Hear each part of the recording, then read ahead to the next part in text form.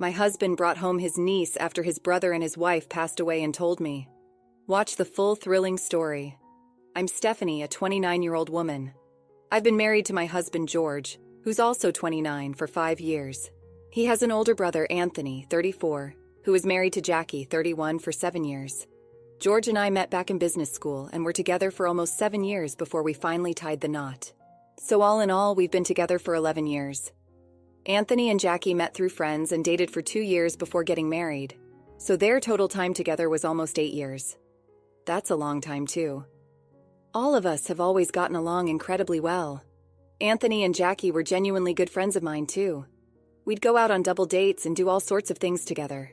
I loved them both like family. That's how close we were. Anthony and Jackie even became parents a year ago, and I've babysat for them several times. I had no idea what was going on, and it was heartbreaking. Unfortunately, Anthony and Jackie passed away about a month ago in a terrible car accident. It was a tragedy that completely shook our entire family. Their funeral was the saddest I've ever felt in my entire life. My husband and I were just inconsolable. I think we cried the most out of everyone there. It's been so difficult for us as a family to deal with this and cope with the grief of losing them. The worst part of it all, and maybe the best part too, is that they left behind their 1-year-old daughter. I say it's the worst because now she has to grow up as an orphan and will never be able to know her parents. No matter how much love we shower on her, nothing will ever make up for that. But I'm also happy that she survived since she wasn't in the car with them. After her parents passed away, we didn't know what to do. My in-laws decided that they were going to take care of her for the time being, until we figured out what to do long-term. My in-laws would have gladly taken her in permanently, but unfortunately my father-in-law suffers from motor neuron disease, and my mother-in-law spends most of her time caring for him. It just wouldn't be possible for them to take on raising their granddaughter. It would be a lot of work, and they're both quite elderly. They can't be running around after a 1-year-old. Nevertheless, they still agreed to take care of her until George could figure something out. I didn't have any problem with babysitting, but I had made it very clear to George that I didn't see myself becoming a mother at any point in the future. Both of us had discussed this several times and concluded that we didn't want kids. So as much as I loved Jackie's daughter, I couldn't raise her. It was just too big of a commitment, and I wasn't interested in being a mother.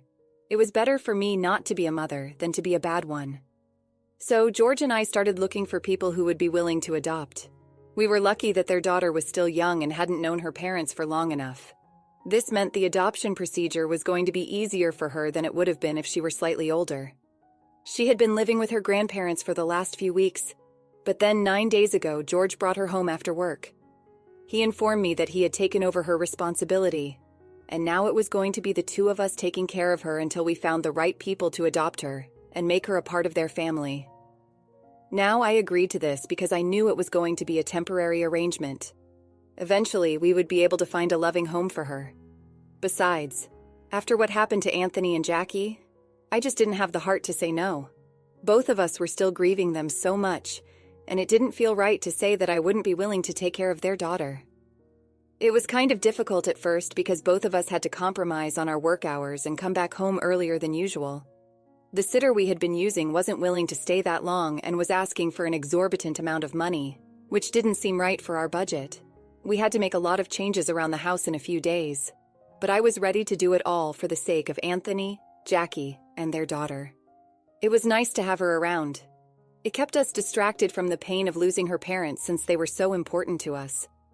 I had even started considering adopting her myself and telling George that I didn't want to give her up. I had grown quite attached to her, and my feelings on parenthood and motherhood had started changing. But unfortunately, I still had to make a tough decision and leave it all behind. And that's because of what I found in the bag that George had brought her with. The one with all her belongings and stuff. I think most of you might have been able to guess where I'm going with this by now, considering everything that's happened so far. But never in a million years would I have ever imagined something like this. I'm still having a hard time believing that it's the truth. Yes, George is the real father of Jackie's daughter. I found out about it when I found her birth certificate and the results of a paternity test at the bottom of the bag I mentioned, the one he brought her home in. He had packed all her belongings in this duffel bag, and a couple of days ago I was looking through it. I wanted to check if she had any more socks in there since the weather was getting kind of chilly, and I couldn't find any in the socks she usually wore around the house. While going through the bag, I found a file inside. When I opened it, that's what was waiting for me. I had taken a day off from work because I had a bit of a cold coming on. George was at work when I found it, and it took me a couple of minutes to realize that the documents were authentic, not fake. For a few minutes after reading through those papers, I was completely numb. I didn't even know how to react. As I mentioned above, all of us were close, and we had been together for so long that I don't think anybody would have imagined something like this could even happen. But it was right there. The proof was in front of my eyes, and I couldn't deny it even if I wanted to. I broke down in the middle of the room and started wailing like crazy. I think I might have even scared the neighbors with how hard I was crying. After being together for almost 12 years, you never expect something like this from your partner. It was so difficult for me to process, but I managed to pull myself together within half an hour and decided to stop crying. I called my lawyer immediately. I sent him photos of what I had, and for good measure, I took them with me when I was leaving the house. I still have them with me. After I had spoken to my lawyer, the reality of the situation hit me. Even though I was really sad, I was also equally angry. I don't even think anger begins to explain how I felt. I was infuriated. He was really lucky that he wasn't at home that day because I might have done something to him that couldn't be undone. I'm not even ashamed to admit it. Anyway, I was really upset, and so I decided to take photos of the documents that I had found. In my rage, I decided to send them to everybody in his family. And when I say everybody, I'm not even kidding. I mean every single person whose contact information I had on my phone. I just blindly selected all the contacts and sent it to them. The caption with the photos said that I now knew the truth about George, and I wanted to know what kind of person he was as well. After sending that text, I started packing my things as quickly as I could, so I would be able to get out of the house before George came back home. I had to do something about Jackie's daughter as well, because I wasn't going to leave a 1-year-old at home alone, no matter what was going on. I was pissed off with George, not with her. She was just a baby. She didn't even know what was going on. So I decided to take her along with me and move to my parents' house. When I reached their house that day, I had been crying in the cab the whole way there. So when I finally got to their house, I had already been crying for a while. When I saw my mother open the door, I just broke down into tears again. I didn't stop crying for about the next hour. I had turned my phone off so that nobody would be able to reach me. I simply didn't want to be contacted, especially by anybody from George's family or George himself. I was in a really bad place at the time, and I would say that I still am. There's no easy way to deal with this. Anyway, after I told my parents about what I had found and showed them the proof, they told me that I had made the right decision by choosing to file for divorce and talking to my lawyer immediately. There was no going back from this. Later that evening, George showed up at my parents' house, but it was so that he could take his niece back home with him. It's not like he didn't try to talk to me. My parents made it very clear to him that I was not interested in speaking to him. I think he was there, standing in the doorway and refusing to leave, for about half an hour, constantly arguing with my parents and demanding that they let him in so he could talk to me. He insisted that he could explain everything, but I'm not an idiot. What happened? No explanation of his was going to change the truth. I was disappointed. Part of me wanted to go down and talk to him myself, so that I would at least be able to get some clarity, some closure. But I decided against it, because I didn't trust myself or my emotions. I didn't want to act rashly. Everything was still very fresh that day, and I couldn't deal with any of this drama at that point. So I chose to stay in my room quietly and let him argue with my parents, then leave, instead of going downstairs to talk to him myself. So he left with his niece. I only turned my phone back on after that. As soon as I turned it back on, I was bombarded with messages from everybody who had received my text earlier. The one where I had sent them the pictures of the documents and talked about how I finally knew what George was and what he had been up to behind my back. Everybody was apologizing, even though it wasn't their fault. But I could sense that even though they were apologizing, it was more like, "We are sorry, but now that it's done, you have to take him back because you guys have been together for so long." And not, "We are sorry that this happened to you, and whatever you think is appropriate, you should do that." Most of the messages that I received had that vibe. People were saying things like, "This is unacceptable, it's outrageous," and whatnot. But the next message was mostly just them talking about how we had been together for 11 years and how they didn't want to tell me what to do. But they were sure that we would be able to work things out and would love for us to stay together. They did say that ultimately it was my call to make. But I knew that if they got to know that I had already spoken to my lawyer and filed for divorce, they would not be pleased with that. I haven't blocked George anywhere yet because I'm still very confused about what I should do. He's been sending me messages and trying to call me ever since I left, but I haven't been responding because I just don't know what to do now. My mother sent me a message last evening saying that there is an explanation for all of this, but she thinks it would be better for George to explain it to me. For that to happen, I have to speak to him. She kind of implied that I shouldn't just cut him off without even bothering to hear his side of the story, and that I needed to talk to him at least. So I messaged her back finally, saying that I didn't need to respond to him because I had seen with my own eyes what the documents said. I knew the truth now. I highly doubt that he would be able to say anything that could change that fact. She told me that I had seen what was true, but I still needed to talk to him to get to the bottom of this. Not doing so would just make it so much worse, because people in the family were already reeling from the loss of Anthony and Jackie, and this would just shatter George and his family. I am in a very difficult position, and I have no idea how to go about this. AITA, for not wanting to talk to my husband after I found out he was his niece's biological father.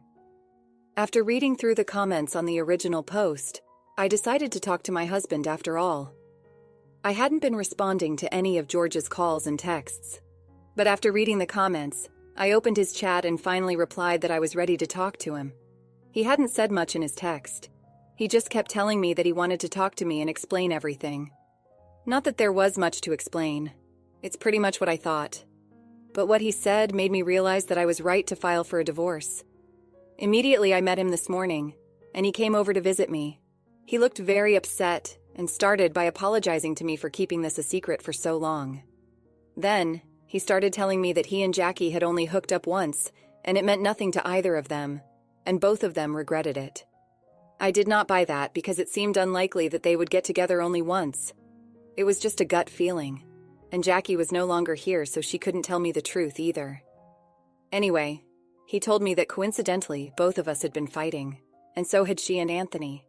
He says that he doesn't remember what we were fighting about, but it was something petty, and he had left the house in a huff and had headed over to Anthony's house to talk to him. But when he got there, he couldn't find Anthony, and Jackie explained to him that he had also left because they had been fighting. She looked very upset, and when George asked her what they had been fighting about, she broke down into tears. He started trying to comfort her. She invited him in and explained to him that they had been fighting about whether they were ready for a baby or not. Anthony wanted a child, and Jackie was just not ready. So that's what they had been fighting about, and he got really mad. So he left to cool down. George started trying to comfort her, and one thing led to another, so they ended up sleeping together that day. He told me that and did not come back home until really late that day. She wanted somebody to be there for her because she was really upset, and that's why he had stayed there instead of coming back. And he apologized to me for making such a huge mistake. He told me that both he and Jackie discussed it later, and agreed never to bring it up again because it was just a mistake, and it would never happen again since they knew that they loved us and would never do anything to hurt us, which is ironic given the circumstances. But shortly after that, she got pregnant.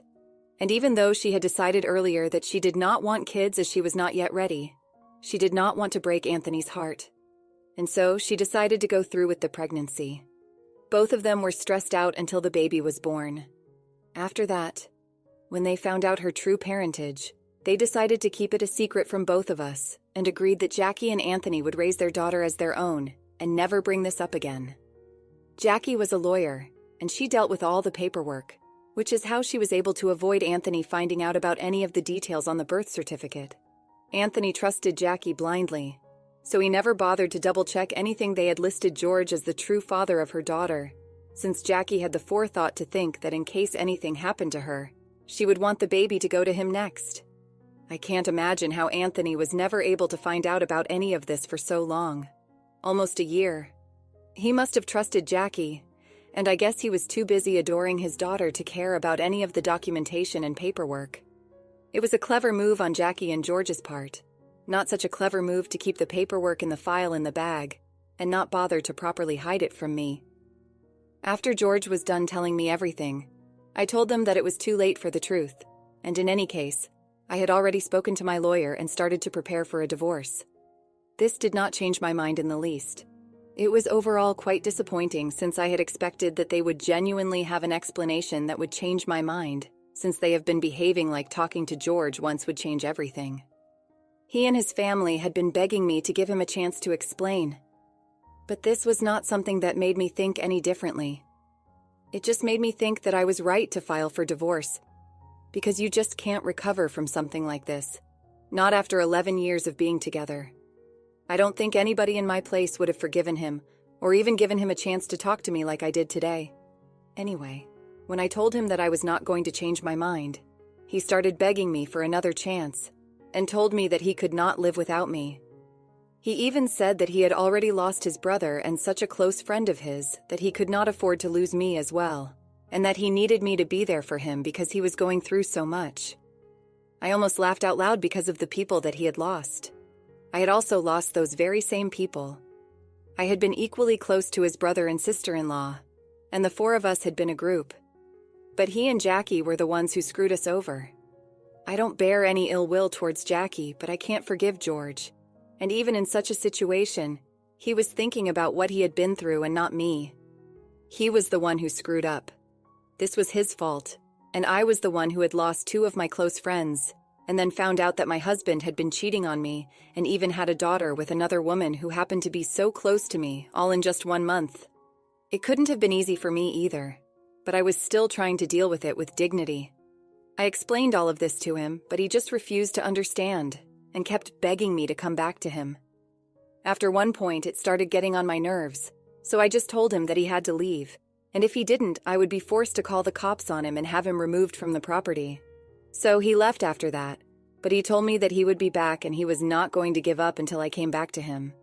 He sounded pretty determined, but it honestly just doesn't make a difference to me anymore. He has broken me in ways I did not think were possible, but it's done now, and I feel like an idiot for even giving him a chance to explain. I don't know what I was thinking, but at least now I know the whole story, and I know that I cannot forgive him, not now and not ever. Update 2. I just spoke to my lawyer. It has been a week and a half since I left my home, and he finally told me that the papers were going to be served to my husband tomorrow. I have mixed feelings about all of this. On one hand, I'm relieved that we can finally start the divorce proceedings. It's been slightly delayed since my lawyer had to deal with some personal medical issues this past week. The work had been slow, but now we can finally start the proceedings, and I can just get it over with and try to move on with my life. On the other hand, I feel shattered because this beautiful chapter of my life, which has been beautiful so far, is coming to an end for such an ugly reason. I was already finding it difficult to cope with the loss of two of my friends, and now I have to deal with a divorce as well. So that's slightly sad, but I'm trying to find the silver lining. That's the only way I can get through all of this, and I hope that the divorce procedure isn't as emotionally draining as life recently has been. Update 3. Hi. So George was served with the divorce papers today. The first thing that he chose to do was visit me again, probably hoping that speaking to me in person would make me change my mind. He has been texting me and trying to call me ever since I told him to leave, but I went back to ignoring him. I also blocked everybody from his family because I did not have anything left to say to those people anymore. All of them have been trying to convince me to go back to George, and that tells me everything I need to know. They have only ever cared about George, not me. The love that his family had shown me was for George's wife, not me as a person. So I blocked everybody who had been telling me to go back to him, because if they wanted the best for me, they would understand that what George did was wrong, and lying to me and keeping it a secret was even worse. So they would understand why I wanted to leave, and why I was not staying in that marriage anymore. Instead, they refused to understand my point of view, and continued to hop on that the two of us were great together, and we had been together for so long. It did not make sense to leave over something like this. My mother-in-law said that since Jackie was gone, I had nothing to worry about. I can't believe a human being could say something horrible about another person, especially after being so close for so long. I don't know if Jackie was a good person or not, but what my mother-in-law said was really below the belt. Anyway, That's pretty much the last straw for me. Then, I blocked them all. But coming back to what happened today, after George found out that I was going through the divorce, he showed up at my parents' house. My dad was the one who was in the living room when he showed up. As soon as he frantically started ringing the doorbell and banging on the door demanding that we open up, my dad told him that he had to leave, or he would call the cops. But instead of just leaving, George decided that he was going to stay and create even more trouble. So he told my father to bring it on and said that he was not leaving until he had talked to me and convinced me to cancel the proceedings. I guess he forgot that he was speaking to my father and not me. My dad did not have a soft corner for him like I did, and he went through with his threat. He had told him that he would call the cops, and that's what he did.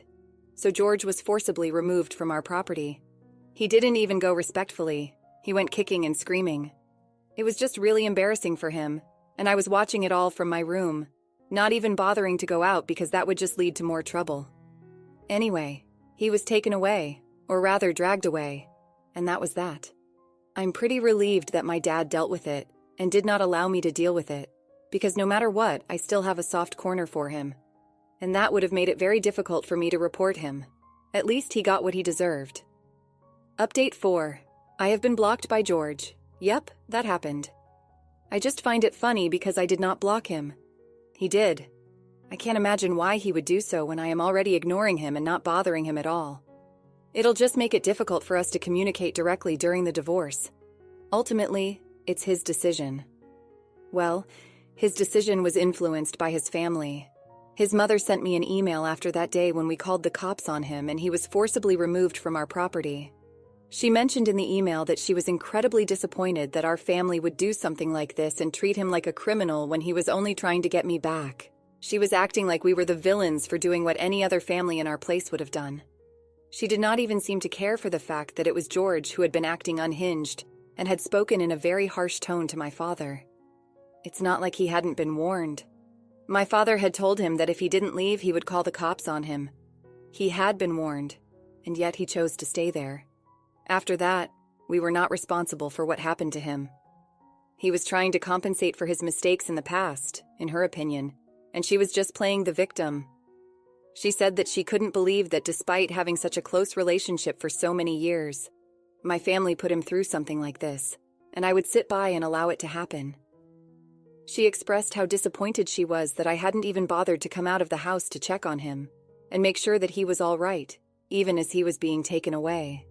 So, she told me towards the end of the email that her son would not be bothering me anymore, and that she was going to make sure that he moved on from me as quickly as he could. Well, good luck to her with that. God knows I want the same things as well for both of us. But anyway, the game is on now. I'm only going to focus on getting what I deserve from the divorce and nothing else. No sympathy, no mercy, and no soft corners anymore. Stay tuned for more stories from Insightful Tales. After experiencing the full journey of our story, we'd love to hear your thoughts. How did the story resonate with you? Don't forget to like, subscribe, and stay blessed. Thank you for watching and see you in the next story.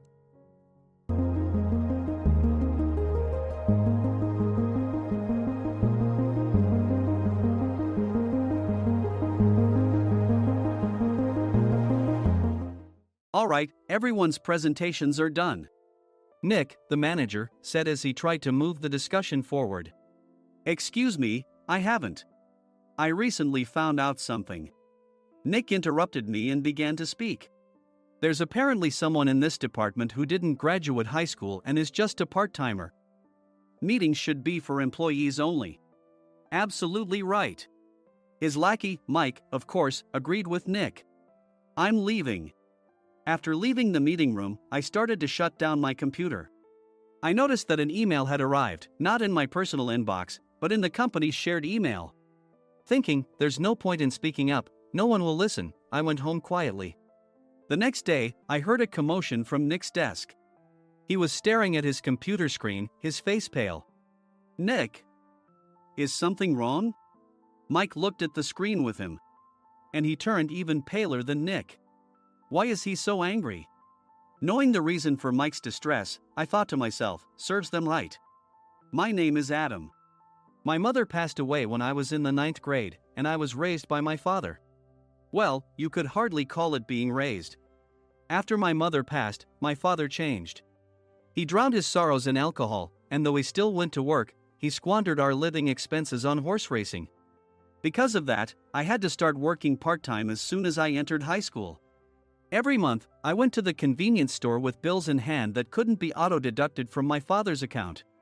Even though I endured it because I didn't want to be alone, I reached my limit in my second year of high school and dropped out. I found a live-in job at a distant inn. Thank you for everything.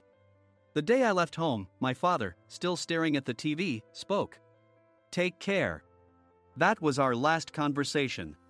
Back then, 18 wasn't the age of majority, so I needed my father's permission to work, and I couldn't hide my place of employment. Yet, my father never visited me even once. I kept working just to survive, and before I knew it, I was 42. Years of hard work paid off, and I was transferred to the headquarters. I was thrilled to be recognized by the company, as I thought I'd be working in the field until retirement due to my lack of formal education. Listen up. Our work can change the future of our employees. Don't drag us down. On my first day after the transfer, Nick, dressed in an expensive suit, spoke sternly. There was a reason for this. Our inn was located in a prominent tourist destination, known so well that everyone in the state could sing its commercial jingle. At its peak, we had 5 locations within the state. But that was long ago. Due to financial difficulties and aging facilities, only the place where I had worked for many years and the original establishment remained. I was prepared to lose my job anytime, but now there was a glimmer of hope. With the rise of social media, the tourist area where the inn was located started gaining attention again. Depending on how hard the sales department, where I was transferred, worked, we could either thrive or be forced to give up this prime location to the new hotel chains continuously popping up. For Nick, who had switched careers from another industry to strengthen our sales, this was a battle he couldn't afford to lose. I understood why he had to be strict. I will do my best. Nick sneered at my enthusiastic declaration. Did you not hear what I said? I'm sorry. I thought I was listening carefully. Out of habit from years of customer service, I apologized reflexively, though I had no idea what had offended him. Someone was watching me with a smirk. In this department, there are those who are expected to excel and those who have been shoved here because they have nowhere else to go. You are the latter. It was Mike, the section chief. He's 7 years younger, at 35. But he was called to headquarters much earlier than I was and had been moving around within the headquarters ever since. I'm not jealous, but I can't accept that he's my boss. Graduating from a prestigious university, he has an unusually high pride and caused many problems as a newbie, making things very difficult for me when I was the front desk leader. When I found out Mike was transferred to the sales department a month before me, I was disheartened. Mike is right. With just a middle school diploma, there's not much you can do. Don't even think about achieving results. As if I didn't exist, Nick remarked, I'm thirsty. Mike eagerly ran to the coffee maker. It seems Mike is Nick's lackey. I regretted being happy about my transfer to headquarters, wishing I had stayed on site forever. Send a direct mail to every company on this list by the end of the day. Nick only assigned me tasks that even a new graduate could handle. What? There are over 1,000 companies. You want me to send to all of them by today? Yes, if you and your fellow misfits split the work, even those with nowhere else to go should finish by today. I glanced at the employees typing away expressionlessly. They were worn out from customer service, only thinking about leaving on time, or were women reassigned after having children, with zero motivation for work. Even Sam, a new graduate from the same university as Mike, who was supposed to be among the expected achievers, had no enthusiasm for the job, having joined the company wanting to do customer service. I don't care what they say, I plan to quit anytime, he said. Only Nick and Mike were highly motivated, making all the decisions between the two of them. I originally only wanted to work at the inn to survive and had no particular attachment to this job. I swallowed my words, thinking I had no right to reprimand them. About a month after the transfer, Nick told us with a frustrated look. To commemorate the 50th anniversary, we've decided to create a plan exclusive for one group per day. Originally, Mike and I were supposed to come up with it, but our president, Mr. Thompson insists on hearing everyone's opinions. So, you all get a chance. As Nick explained, Mike began handing out prints. Make sure not to embarrass Nick. If your ideas are half-baked, you'll have to redo them. It seemed that they had printed his handwritten notes by Mr. Thompson, which included several questions and a section for free responses. It made sense why Nick had to seek our input, given that all responses had to be submitted to Mr. Thompson. We were given a week to think about it, and a meeting was scheduled to compile our ideas. My plan is to let guests enjoy both the old and modern America. Nick began the presentations. Guests would watch a master confectioner at a nearby traditional sweet shop make sweets in front of them. The welcome drink would be premium tea in a bottle. Nick's plan was certainly attractive. After his presentation, Nick called on us to present in the order we were seated. Just as I stood up for my turn. All right, everyone's presentations are done. Excuse me, I haven't. I recently found out something. Nick interrupted me. There's someone in this department who didn't graduate high school and is just a part-timer. He was likely talking about me. I joined the company as a part-timer and was made a full-time employee when I turned 20. That was 20 years ago, so Nick and Mike probably had no chance to know until recently. Meetings should be for employees only. Absolutely right. After that, Nick kept creating opportunities to solicit everyone's opinions, purposefully excluding me from speaking. The meeting unexpectedly heated up and went past the scheduled end time. A few people asked to leave, and the discussion continued with the remaining few. Still here? Normally, you'd leave in that situation. Though I had no attachment to the job initially, hearing kind words from customers made me want to make them happier. For someone like me, with nowhere to go, the inn was my home and customer service was my life. I felt pathetic about my current self. I'm leaving. I left the conference room and started shutting down my computer. I noticed an email had arrived, not in my personal inbox, but in the company's shared email. Thinking no one would listen to what I had to say anyway, I quietly went home. The next day, while preparing the DM as instructed, I heard a commotion from Nick's desk. In his haste to stand up, he hit his knee on the desk. He stared at his computer screen, his face pale. Nick! What's wrong? Mike, thinking he should be the first to rush over, approached Nick while still wearing his coat. He peered at the screen with Nick. And he turned even paler than Nick. Why is he so angry? Who is responsible for this company? Nick, more irritated than ever, asked, and Mike answered without checking. Probably Sam. Sam wasn't there because he was attending a morning training session for new hires.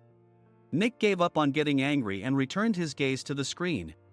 They were looking at an email that arrived right after the end of the working day yesterday. Apparently, no one, including me, had checked it before leaving. The email was from a large company that used us for their annual employee trips. The president and executives of that company also frequently used our services personally. President of the company, Mr. Mason himself had declared that neither he nor his company would ever use our services again. Well, some companies cancel their employee trips or stop using our services due to financial struggles. Let's just move on. Mike kept wiping the sweat from his forehead with a handkerchief.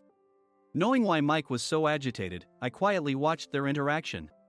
Do you know how much revenue we get from that company? We can find other guests to fill the rooms, but we'll lose the banquet costs, gift shop revenue, rental car fees, and more. Moreover, the gifts were supposed to be prepared by the traditional confectionery shop involved in Nick's proposed plan. If it's known that we incurred such a huge loss at this critical time, Nick's position in the company would be jeopardized.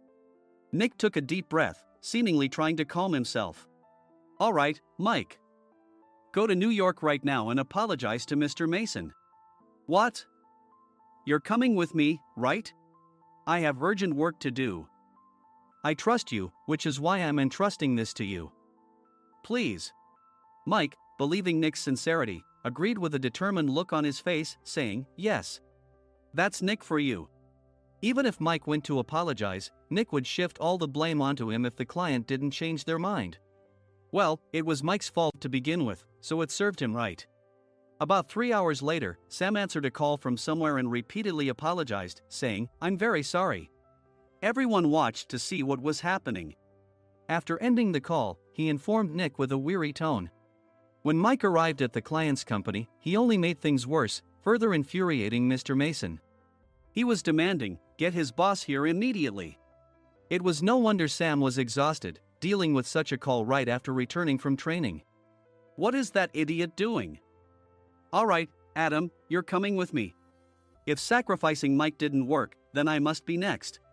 Normally, I'd want to refuse at all costs, but I saw an opportunity in this situation. "If I can be of assistance, I'd be happy to join you." I obediently followed Nick, and we flew to New York. When we introduced ourselves at the reception, it became clear how serious the situation was, as the receptionist personally escorted us to the president's office. Angry voices leaked through the door, making both Nick and me uneasy. "Excuse me. I'm Nick, the supervisor.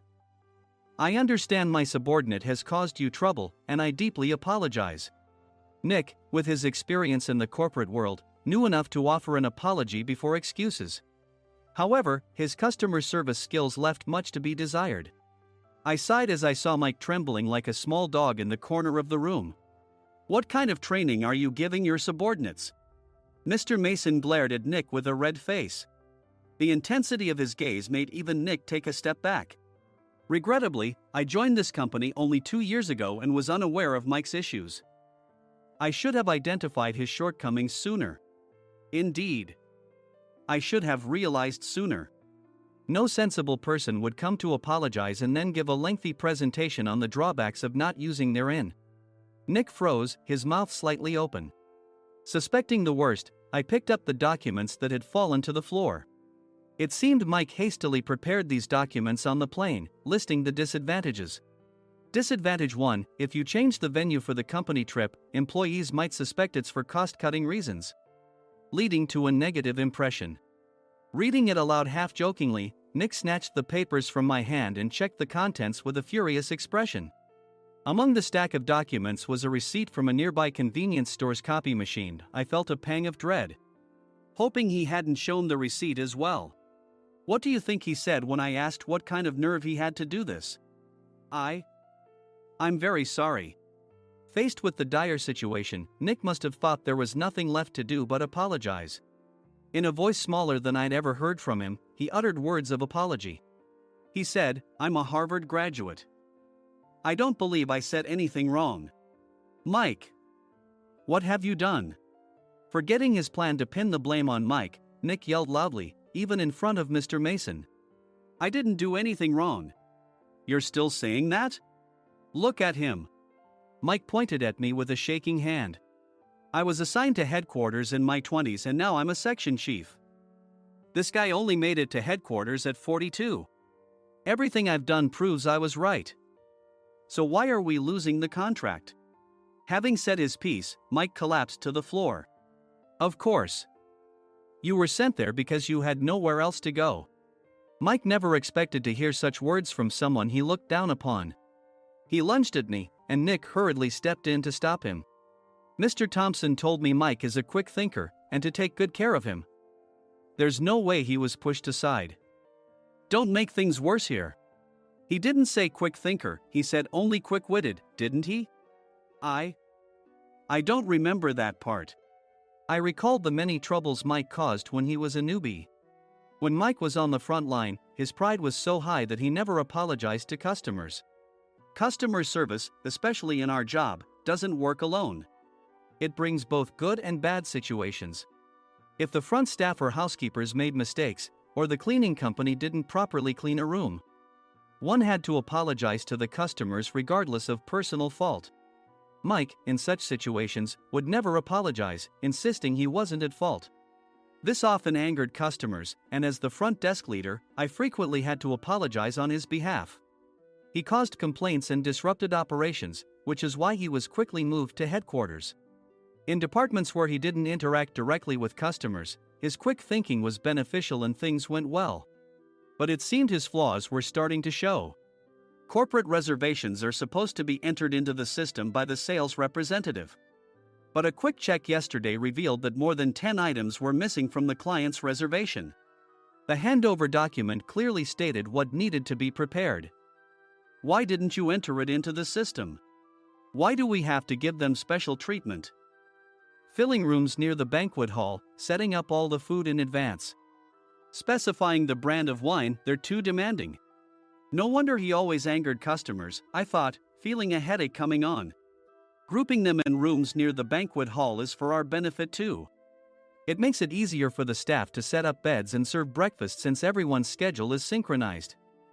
As for the other requests, Mr. Mason suggested them to lighten our load. I didn't know that. Nick finally seemed to realize that Mike was the one who had angered the client. What did you say to them? I just told them we wouldn't give them special treatment anymore. We shouldn't waste effort on things that don't bring in money. I was utterly exasperated at his lack of understanding of customer service. Of course, we shouldn't comply with unreasonable demands.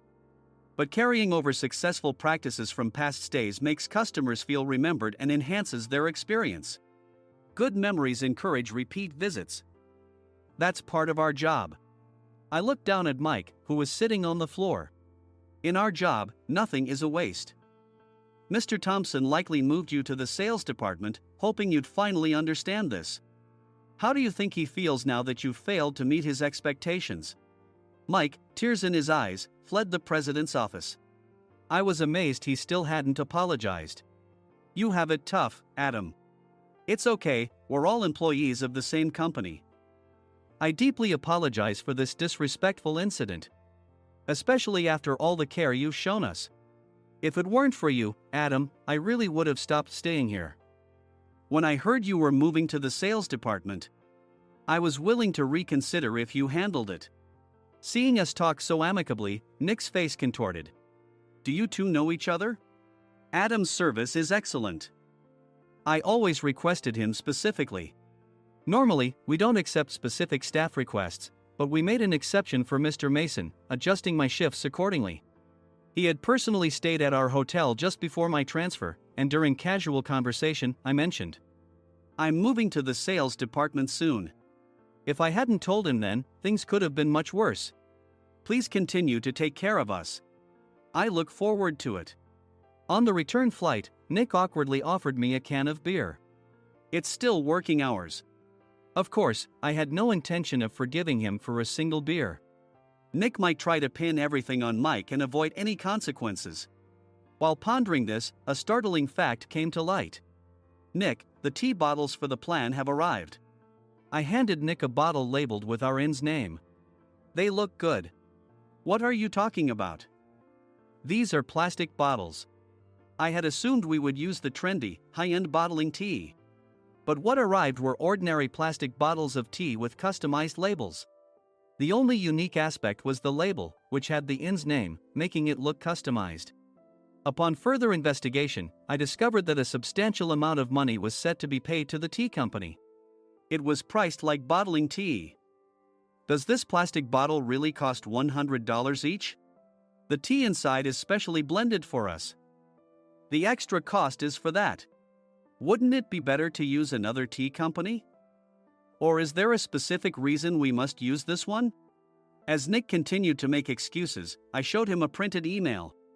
I informed the tea company's president, Mr. Mitchell, that we discovered irregular payments and he confessed.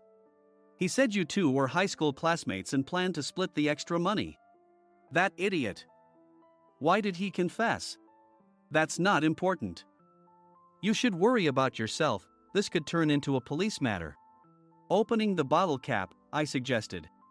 How about calming down with this tea? It supposedly has a relaxing effect. Nick drank the tea frantically. In the following days, decisions were made about their fates. Mike was reassigned to the General Affairs Department, with no chance of transfer or promotion, as per Mr. Thompson's orders. As for Nick, since the payment to the tea company hadn't yet been made, he narrowly avoided legal trouble. Instead, he was encouraged to leave the company, and to avoid further complications, Nick submitted his resignation. Rumor has it that connections between HR departments have made it difficult for him to find new employment. Even though it was good to have those two gone, something unexpected happened in the sales department. Everyone became motivated and united in refining the 50th anniversary plan. In the end, my plan was adopted. We collaborated with the Tourist Information Center to provide personalized guides. The plan, tailored to the number of guests, was truly special for the 50th anniversary. Hey, is Adam's family coming to stay? I immediately booked that special plan for my family. Sam noticed it on the reservation list and quickly picked up on it. Yes, I'm inviting my father. That's great. I might invite my parents too.